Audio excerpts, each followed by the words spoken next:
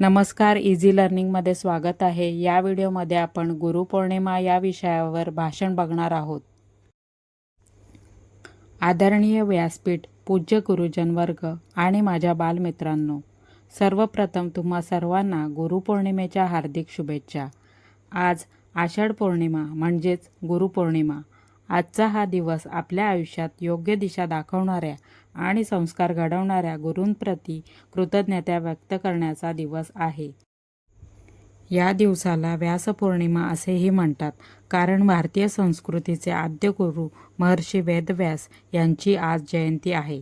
गुरुर्ब्रह्मा गुरुर्विष्णू गुरुर्देवो महेश्वर, गुरु साक्षात परब्रह्म तस्मै श्री गुरुवे नमः।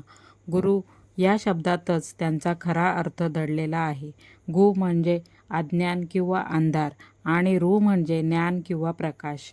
आपल्या मनातील अज्ञानाचा अंधार दूर करून ज्ञानाचा दीप प्रज्वलित करणारी व्यक्ती म्हणजे गुरु।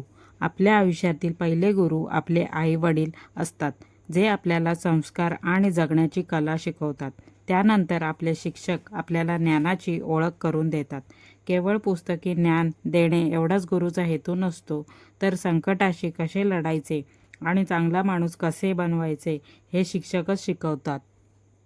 संत कबीरांनी म्हटले आहे की जर देव आणि गुरु दोघेही एकत्र समोर उभे राहिल्यास आधी गुरूंच्या पाया पडले पाहिजे, कारण देवाची ओळखसुद्धा आपल्याला गुरुमुळेच होते।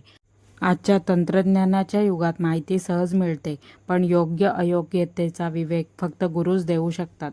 म्हणूनच या शुभ दिवशी आपण आपल्या सर्व गुरूंचा, शिक्षकांचा आणि वडीलधाऱ्यांचा नेहमी आदर करण्याचा संकल्प करूया। माझ्या सर्व गुरूंना कोटी कोटी प्रणाम करून मी माझे भाषण संपवतो किंवा संपविते।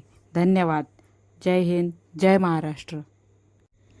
जर तुम्हाला हे भाषण आवडले असेल तर व्हिडिओला लाईक करा आणि इझी लर्निंग चॅनलला सबस्क्राईब करा। धन्यवाद।